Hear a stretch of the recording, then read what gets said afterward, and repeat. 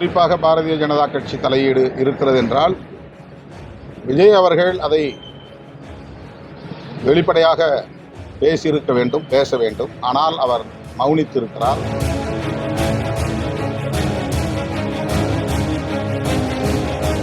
பாரதிய ஜனதா கட்சி தேசிய ஜனநாயக கூட்டணிக்கு வராத கட்சிகளை எல்லாம் மறைமுகமாக பல்வேறு உத்திகளை கையாண்டு மிரட்டி வருகிறது.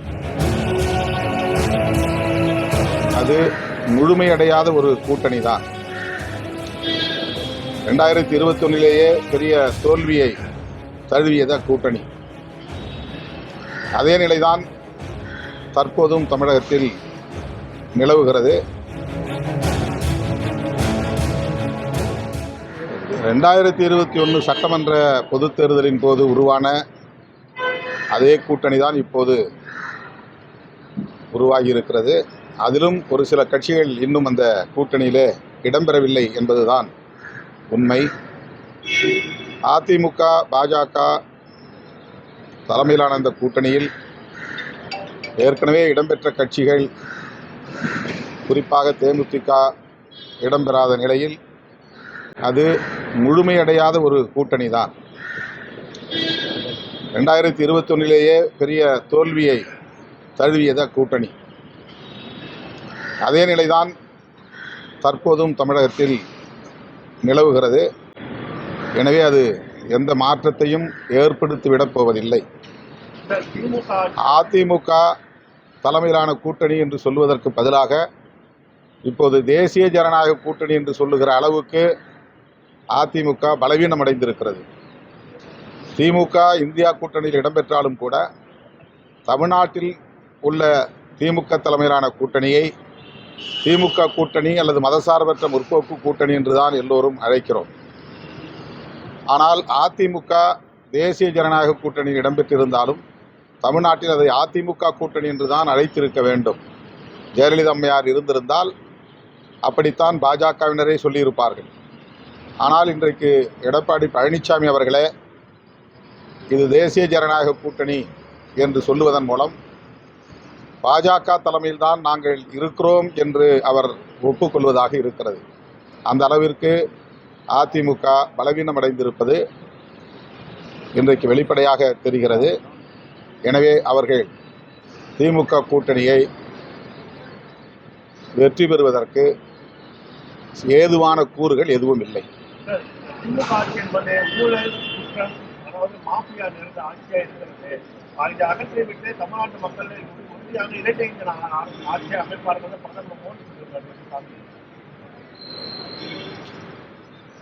திமுக கூட்டணிக்கு எதிரான மனநிலையை மக்கள் மத்தியில் உருவாக்க வேண்டும் என்பது அவருடைய முயற்சியாக இருக்கிறது.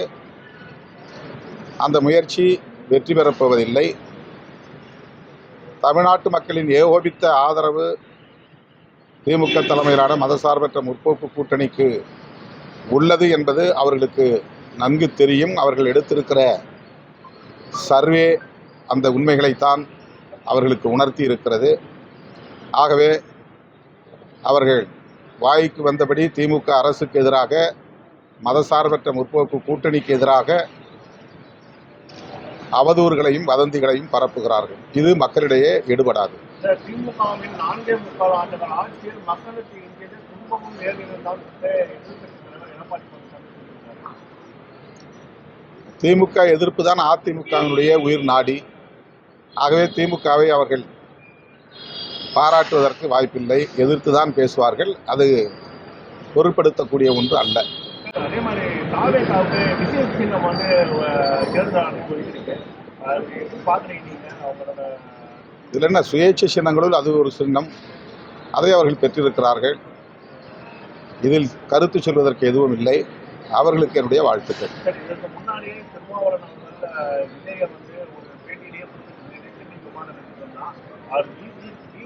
பிஜேபியோடு சேர மாட்டாத நம்பிக்கை இருக்குன்னு. ஆனால் தொடர்ச்சியாக அவங்களோட வாதங்களை மாதிரி மீண்டும் அவர் வந்து பிஜேபியோட ஆட்களாக செயல்படாத தொடர்ச்சியாக சொல்லிட்டு வரீங்க. உங்களோட வாக்கு இதிலும் முரண்படா தெரியலையா? இல்லை, பாரதிய ஜனதா கட்சி தேசிய ஜனநாயக கூட்டணிக்கு வராத கட்சிகளை எல்லாம் மறைமுகமாக பல்வேறு உத்திகளை கையாண்டு மிரட்டி வருகிறது. அப்படி தமிழக வெற்றிக் கழகத்தின் தலைவர் விஜய் அவர்களுக்கும் பாஜகவினர் மறைமுகமான அழுத்தத்தை தருகிறார்கள் அல்லது அச்சுறுத்தி வருகிறார்கள் என்பது பலரும் யூகித்து சொல்லுகிற ஒரு செய்தியாகத்தான் இருக்கிறது. அதில் நானும் ஒருவன். அந்த அளவுக்கு விஜய் அவர்களுக்கான நெருக்கடியை பாஜக தருகிறது என்பதை யாரும் மறுத்துவிட முடியாது. விஜய் அவர்கள் அப்படி அந்த நெருக்கடிக்கு ஆளாகி, நிர்பந்தத்திற்கு ஆளாகி அந்த கூட்டணியில் இடம்பெறுவாரேயானால் அவருடைய அரசியல் என்பது கேள்விக்குறியாகிவிடும். அவரை மட்டுமின்றி அவருக்கு வியூகத்தை வகுத்து தருகிற குறிப்பான சில நபர்களையும் பாஜக விசாரணை என்கிற பெயரில் அச்சுறுத்துவதாக தகவல்கள் வந்திருக்கின்றன. எனவே விஜய் அவர்களை பாஜக தலைமையிலான கூட்டணியில் இணைக்க வேண்டும் என்கிற முயற்சி ஒருபுறம் நடக்கிறது என்பதை யாரும் மறுக்க இயலாது. அந்த அடிப்படையில் தான் நான் அந்த கருத்தை சொன்னேன். தொடர்ச்சியாக ஒரு ஜனநாயகம் ஒரு திரைப்படத்தை முடக்கிறதுல இந்த மத்திய அரசு இவ்வளவு வேகமாக செயல்பட்டு பாருங்க. உயர் நீதிமன்றம் வந்து தனி நீதிபதி ஒரு தீர்ப்பை கொடுக்குறாரு. அதை எதிர்த்து உடனடியாக வந்து சென்சார் போர்டு மேல்முறையீடு செய்து தீர்ப்பு வந்து உச்ச நீதிமன்றத்துக்கு போறாங்க. ஆனால் தமிழக தமிழ்நாடு உயர் நீதிமன்றம் வந்து தேதி குறிப்பிடாமல் வந்து தீர்ப்பு வச்சு எப்படி பாக்குறீங்க? ஒரு படத்தின் மூலியமா ஒரு அரசியல் கட்சி தலைவரை முடக்க முடியும் பாக்குறீங்க? இதில் அரசியல் தலையீடு இருக்கிறது என்கிற விவாதங்கள் நடைபெற்றுக் கொண்டிருக்கின்றன. அப்படி அரசியல் தலையீடு, குறிப்பாக பாரதிய ஜனதா கட்சி தலையீடு இருக்கிறது என்றால் விஜய் அவர்கள் அதை வெளிப்படையாக பேசியிருக்க வேண்டும், பேச வேண்டும். ஆனால் அவர் மௌனித்திருக்கிறார். அவரை தடுப்பது எது என்கிற கேள்வி எடுக்கிறது. நீதிமன்றங்கள் மட்டுமே இதில் நெருக்கடி தருகிறதா அல்லது பாஜகவும் சேர்ந்து அவருடைய திரைப்படம் வெளியாகாமல் தடுப்பதற்குரிய நெருக்கடியை தருகிறதா என்கிற கேள்விக்கு விஜய் அவர்களால் மட்டும்தான் பதில் சொல்ல முடியும். ஒன்று மட்டும் வெளிப்படையாக தெரிகிறது, அவர் பாஜகவையோ அல்லது மோடி அரசையோ வெளிப்படையாக எதிர்க்க தயாராக இல்லை, அச்சப்படுகிறார் என்பது மட்டும் தெரிகிறது. இந்த அச்சம் ஏன் என்பதை மக்களிடையே அவர் தெளிவுபடுத்தினால் அவருடைய எதிர்காலத்திற்கு நல்லது. திமுக கூட்டணியும் உறுதியா இருக்கு. அதே மாதிரி மாற்று கட்சியில வந்து முன்னாள் அமைச்சர்கள், சட்டமன்ற உறுப்பினர் வந்து இணைகிறாங்க. என்டிஏவும் தன்னோட கூட்டணியை வந்து இன்னைக்கு வந்து ஒரு நேரத்தில், அதாவது ஒரு பிகினிங்கே சொல்லிட்டாங்க, மோடி தலைமையில் கூட்டணி ஆரம்பிச்சிட்டாங்க. ஆனா அதிகாரத்திலும் ஆட்சியிலும் பங்கு தரன்னு சொல்லக்கூடிய விஜயை நம்பி யாரும் தற்போது வரைக்கும் யாரும் போல. இது எப்படி பாக்குறீங்க நீங்க? ஒரு அவசியம் விஜய் அவர்கள் தான் இந்த கேள்விக்கு பதில் சொல்ல வேண்டும். அவர் வெளிப்படையாக அதிகாரத்தில் பங்கு தருவதற்கு தயார் என்று அறிவித்த நிலையிலும் அவரோடு கூட்டணி சேருவதற்கு கட்சிகள் தயங்குகின்றன என்றால் அவருடைய நிலை அரசியல் களத்தில் என்னவாக இருக்கிறது என்பதை அவர் உணர்ந்து கொள்ள வேண்டும். ஆனால் அவரை சுற்றி இருப்பவர்கள் அவரிடையே ஒரு மாயையை உருவாக்கி வருகிறார்கள். யாருடைய தயவும் இல்லாமல், எந்த கட்சியின் ஆதரவும் இல்லாமல், கூட்டணி இல்லாமல் வெற்றி பெற்றுவிட முடியும், ஆட்சியை கைப்பற்றிவிட முடியும் என்பதை போன்ற ஒரு பொய்யான தோற்றத்தை அவருக்கு உருவாக்கி கொண்டிருக்கிறார்கள் என்பது மட்டும் வெளிப்படையாக தெரிகிறது. நீங்கள் கேட்ட கேள்விக்கு திரு விஜய் அவர்களே பதில் சொல்லுவதுதான் பொருத்தமானதாக இருக்கும் என்று நான் நம்புகிறேன். கடைசி கேள்வி, தொடர்ச்சியாக விசிக ஆரம்ப காலத்திலிருந்து ஆட்சியிலும் அதிகாரத்திலும் பங்கு என்ற ஒரு குரலோடு தான் ஆனால் தற்போது ஆட்சியிலும் அதிகாரத்திலும் பங்கு தரக்கூடிய ஒரு சூழ்நிலை தற்போது நிறைவு கொண்டு இருக்கும் பொழுது அதை திருமாவளவன் வந்து முன்னிறுத்தாத வந்து கடும் விமர்சனத்துக்கு ஒரு வழி வந்தது. சில விஷயங்களை வெளிப்படையாக பேச முடியும், சில விஷயங்களை ராஜதந்திரங்களின் அடிப்படையில் தான் கையாள முடியும். எல்லாவற்றையும் வெளிப்படையாக பேசிவிடவும் முடியாது, வெளிப்படையான கோரிக்கையாகவும் அதை வைக்க முடியாது. எங்களுடைய அரசியல் நிலைப்பாடுகளில் ஒன்று அதிகார பரவலாக்கம். கூட்டணியில் இடம்பெறக்கூடிய கட்சிகளுக்கு அதிகாரத்தை பகிர்ந்தளிக்க வேண்டும் என்பது எங்களுடைய அரசியல் நிலைப்பாடு. அதில் நாங்கள் உறுதியாக இருக்கிறோம். அதை எப்படி சாதிக்க வேண்டும் என்பது அரசியல் உத்திகளை பொறுத்து அமையக்கூடியது. அதையெல்லாம் நாம் வெளிப்படையாக ஒரு கோரிக்கையாக பகிரங்கமாக பேசி கொண்டிருக்க முடியாது. எனவே இந்த தருணம் அல்லது இந்த சூழல் அதற்கு ஏதுவாக இல்லை என்பதுதான் எங்களுடைய நம்பிக்கை. ஈஸியா அதிக தொகுதிகள் வந்து திமுக கூட்டணி கூறப்படுகிறது. அந்த கேட்கக்கூடிய தொகுதிகள் அவர்கள் கொடுக்காத பட்சத்தில் திருமாவளவன் அவர்களுடைய இல்லை, இது யூகமான கேள்வி. இது மறுபடியும் நான் சொல்கிறேன், இது பேச்சுவார்த்தையில் தான் நாங்கள் முடிவு செய்வோம். எவ்வளவு இடங்கள் கேட்போங்கிறதும் எத்தனை இடங்களை எங்களால் பெற முடியும் என்பதும் அந்த நெகோசியேஷன் எங்களுக்கு இடையிலே நடைபெறுகிற பேச்சுவார்த்தையில் தான் முடிவு செய்ய முடியும்.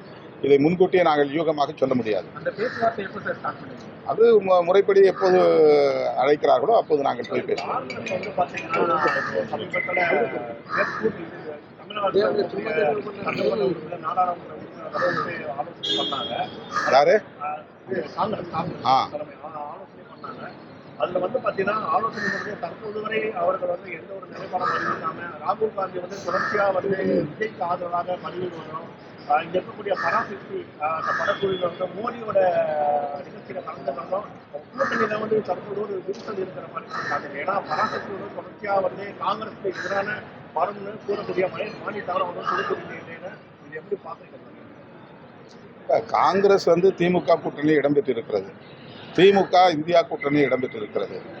ஒன்றுக்குள் ஒன்று நல்ல வலுவான இணைப்பு பிணைப்பு உள்ளது. இதை சீர்குலைப்பதற்கு பல சக்திகள் முயற்சிக்கின்றன. ஒரு சிலர் காங்கிரசுக்குள்ளேயும் இருந்து அந்த கருத்துக்கு தூபமிட்டு கொண்டிருக்கிறார்கள். இவை அனைத்துக்கும் முற்றுப்புள்ளி வைக்கக்கூடிய வகையில் எல்லோரையும் அழைத்து அறிவுறுத்தி அனுப்பியிருக்கிறார் திரு ராகுல் காந்தி அவர்கள். கூட்டணி தொடர்பாக தலைமை முடிவு செய்யும். தமிழ்நாட்டில் யாரும் இது குறித்து வாய் திறக்கக்கூடாது என்று கெடுபிடியாக அறிவுறுத்தி அனுப்பியிருக்கிறார்கள். எனவே திமுக தலைமையிலான மதசார்பற்ற முற்போக்கு கூட்டணியில் காங்கிரஸ் இடம்பெறும் என்பதைத்தான் இது உறுதிப்படுத்தி இருக்கிறது.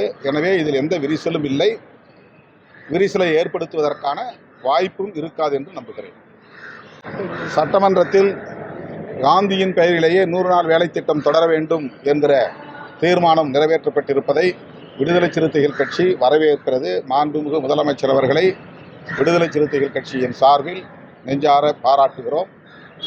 இந்திய ஒன்றிய அரசு காந்தியின் அடையாளத்தையே முற்றாக அழித்தொழிக்க வேண்டும் என்று தொடர்ந்து பல வழிகளில் முயற்சி செய்து வருவது அவர்களின் தரம் தாழ்ந்த அரசியலை காட்டுகிறது.